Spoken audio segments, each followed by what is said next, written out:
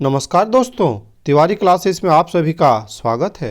आज के इस वीडियो में इग्नू के एमएचडी प्रोग्राम के सब्जेक्ट एमएचडी 5 का इकाई 2 काव्य प्रेरणा और काव्य हेतु का दूसरा भाग, जिसके अंतर्गत पाश्चात्य काव्य शास्त्र के आधार पर काव्य प्रेरणा के प्रमुख सिद्धांतों पर चर्चा करेंगे। तो काव्य प्रेरणा का जो टॉपिक है ये एग्ज़ाम के पॉइंट ऑफ व्यू से काफ़ी इम्पॉर्टेंट है, इसीलिए बेहतर है कि आप वीडियो को स्किप किए बिना पूरा देखिए ताकि सारा कॉन्सेप्ट क्लियर हो जाए। साथ ही अगर आप इस चैनल में नए हैं तो इस चैनल को सब्सक्राइब कर सकते हैं, जिससे इस चैनल में इग्नू रिलेटेड जितनी भी वीडियो अपलोड होती है इसका नोटिफिकेशन आपको सबसे पहले मिल जाए। तो आज जो काव्य प्रेरणा के बारे में हम लोग चर्चा करेंगे तो उसका जो प्रमुख सिद्धांत है, तो पहला देवी प्रेरणा सिद्धांत, वैसे ही अनुकरण सिद्धांत, प्रतिभास सिद्धांत, आत्माभिव्यक्ति का सिद्धांत, इच्छा पूर्ति का सिद्धांत, अधिकार भावना का सिद्धांत और अंत में प्रजातीय स्मृति का सिद्धांत। अगर आप इन सिद्धांतों का नाम लर्न कर लेते हैं तो आपके लिए बहुत ही सहज हो जाएगा इसका डिस्क्राइब करना। एक एक करके देखते हैं। तो पहले देखते हैं दैवी प्रेरणा का सिद्धांत। तो जैसे कि नाम से ही स्पष्ट होता है कि इसमें बताया गया है कि कवि को दैवी प्रेरणा ही योग्य बनाता है कुछ रचना रचने के लिए। अर्थात इसमें बताया गया है कि कवि का विशेष कोई रोल नहीं होता है, वो देवता के प्रेरणा से ही रचना रचते हैं। तो इस तरह से इस सिद्धांत के अनुसार कवि दिव्य प्रेरणा से ही काव्य रचना करने में समर्थ होता है। काव्य रचना में कवि का विशेष योगदान नहीं होता। कवि काव्य रचना के समय दिव्य पागलपन से आक्रांत होता है। ठीक है, दिव्य पागलपन अर्थात दैवीय शक्ति उस पर हावी होता है, वो अर्ध विक्षिप्त होता है। ईश्वर कवि की चेतना को अपने वश में किए रहता है। ठीक है, तो इस तरह का मानना है देवी प्रेरणा के सिद्धांत का अनुसार। यूनान के कवि होमर ने अपने महाकाव्य इलियड और ओडेसी के आरंभ में म्यूज अर्थात विद्या और कला की देवी सरस्वती की स्तुति की है तथा उससे काव्य सृजन शक्ति की याचना की है। पश्चिम के आदि आचार्य प्लेटो ने काव्य प्रेरणा के लिए बाग देवी की कृपा को महत्व दिया है। प्लेटो के बाद के भी कवियों और आलोचकों की ये मान्यता रही कि सर्जक कलाकार की मन स्थिति विक्षेप युक्त होती है। होरेस, वर्जिल, दांते, मिल्टन आदि महान सर्जक कवियों ने अपनी रचनाओं में देवी शक्ति का आह्वान किया है। अर्थात इस सिद्धांत के अनुसार जो विद्या की देवी है, पश्चिम में इसको म्यूज कहा जाता है, तो म्यूज का ही जिस पर कृपा रहता है वही रचना करने में समर्थ हो पाता है। अगला सिद्धांत है अनुकरण सिद्धांत। इस सिद्धांत का प्रतिपादन अरस्तु ने किया। आप जानते हैं अरस्तु का ही प्रसिद्ध है अनुकरण सिद्धांत। इसके बारे में डिटेल आगे की इकाइयों में पढ़ना भी है। तो उनका प्रसिद्ध मत है कि अनुकरण जीवन की मूल प्रवृत्ति है। आप जानते हैं अनुकरण को सामान्य अर्थ में हम लोग क्या कहते हैं, नकल कहते हैं। ठीक है, आरंभ में हम सब अनुकरण के द्वारा ही सीखते हैं और अनुकरण से प्राप्त आनंद भी कोई कम नहीं होता। कला प्रकृति के माध्यम से जीवन का अनुकरण है। ठीक है, कला प्रकृति के माध्यम से जीवन का अनुकरण है। अनुकरण को अरस्तु सीधे सीधे नकल नहीं मानते हैं। अरस्तु के अनुकरण का अर्थ है जीवन की पुनः रचना या पुनः सृजन। बाद में अनुकरण सिद्धांत की नवीन व्याख्या हुई और कहा गया कि कला प्रकृति का अनुकरण ही नहीं करती, अपितु प्रकृति के उन नियमों का भी अनुसरण करती है जिनके अनुसार प्रकृति उपादान या सृष्टि करती है। अब देख लेते हैं अगला सिद्धांत प्रतिभास सिद्धांत। कवि द्वारा कलाकृति में जो भी व्यक्त होता है उसे एक प्रकार का प्रतिभास माना गया है। यह प्रतिभास जीवन जगत की नीरस वास्तविकताओं के बीच एक अजनबी मेहमान की भांति होता है। इसे ही अजनबीपन या पृथकता कहा जा सकता है। अर्थात इस सिद्धांत के अनुसार जीवन की जो नीरसता है उसी के आधार पर उसका विपरीत अर्थ लेके, ठीक है, अर्थात नीरसता को क्या सरसता में बदलकर कवि रचना करते हैं। पाश्चात्य सौंदर्य शास्त्र में प्रतिभास सिद्धांत की चर्चा हुई है। कला सृजन को अनुकरणात्मक प्रक्रिया स्वीकार करने पर मानना पड़ता है कि कला में जीवन की शक्तियों का अनुकरण होता है।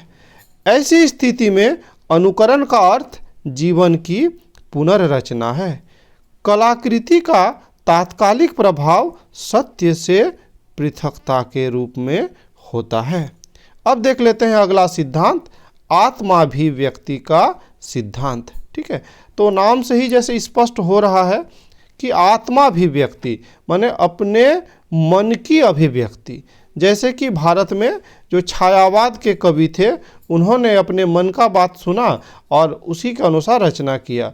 और पाश्चात्य साहित्य में इसी को हम लोग क्या रोमांटिसिज्म कहते हैं या रोमांटिक चिंतन धारा भी कहते हैं, रोमांटिक चिंतन धारा। ठीक है, तो पश्चिम में ऐतिहासिक दृष्टि से आत्माभिव्यक्ति सिद्धांत का रिश्ता रोमांटिक चिंतन धारा के काव्य सृजन से जोड़ा जाता है। वर्ड्सवर्थ है ना, पश्चिम में ये रोमांटिसिज्म के जो प्रवर्तक थे वे वर्ड्सवर्थ ही थे, है ना। तो वर्ड्सवर्थ ने इस सिद्धांत का प्रथम दस्तावेज प्रस्तुत किया है। उनके अनुसार कविता अंतःस्फूर्त भावों की तीव्रतम अभिव्यक्ति या भाव उच्छलन है। इस सिद्धांत के कवि आंतरिक आवेग और आवेश को कला सृजन की प्रेरणा मानते हैं। देखिए यहाँ पर आंतरिक आवेश और आंतरिक आवेग, ठीक है, अर्थात अंतःमन की स्थिति है ना, मन की स्थिति ही क्या है, कला सृजन का मुख्य प्रेरणा है, ऐसा इस मत के कवि मानते हैं। छायावाद के कवि पंत, प्रसाद, महादेवी वर्मा आदि ने इसी सिद्धांत का अनुकरण किया है। अब देख लेते हैं अगला सिद्धांत, इच्छा पूर्ति का सिद्धांत। ठीक है, तो जानते हैं आप सभी कि फ्रायड पाश्चात्य में सबसे महान मनोविद थे या मनोवैज्ञानिक थे, है ना। तो फ्रायड आदि मनोविज्ञान के पंडित मानते हैं कि जीवन में अतृप्ति और अतृप्तिजन्य कुंठाओं की भावना प्रबल होती है। ठीक है, अर्थात हमारे मन में अतृप्ति हमेशा रहती ही है। ठीक है, रचनाकार इन अतृप्तियों की पूर्ति के लिए रचना लिखते हैं, अर्थात वास्तविक जीवन में जो पूरा नहीं हो पाता है, जो वासनाएं, जो कुंठाएं पूरी नहीं हो पाती है, कवि रचना के द्वारा उसको पूरा करने का प्रयास करते हैं। ठीक है, वासनाओं और कुंठाओं से मुक्ति पाने के लिए कविता या कहानी लिखते हैं।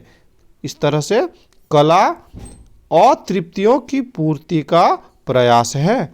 कविता में प्रतीक बिंब व्यवस्था में अवचेतन मन में उमड़ती घुमड़ती दमित वासनाएं ही रूप बदलकर अभिव्यक्ति पाती है। भीतरी मन की विकृतियों को काव्य के माध्यम से बाहर निकालकर कवि चैन पाता है और कुंठा मुक्त होता है। अब देख लेते हैं अगला सिद्धांत, अधिकार भावना सिद्धांत। इसे ही क्षतिपूर्ति का सिद्धांत भी कहा जाता है।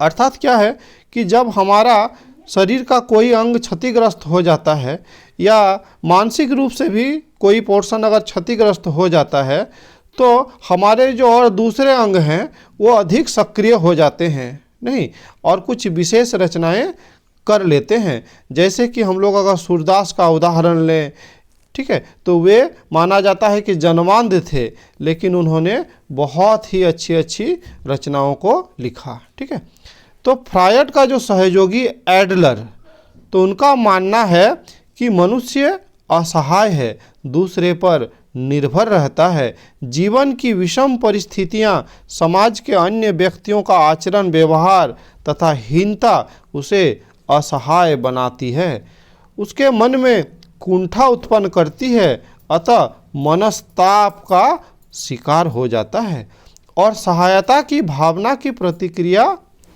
क्षतिपूर्ति के रूप में होती है। जब ऊर्जा का प्रवाह एक दिशा में अवरुद्ध हो जाता है तो दूसरी दिशा में प्रवाहित होने लगती है।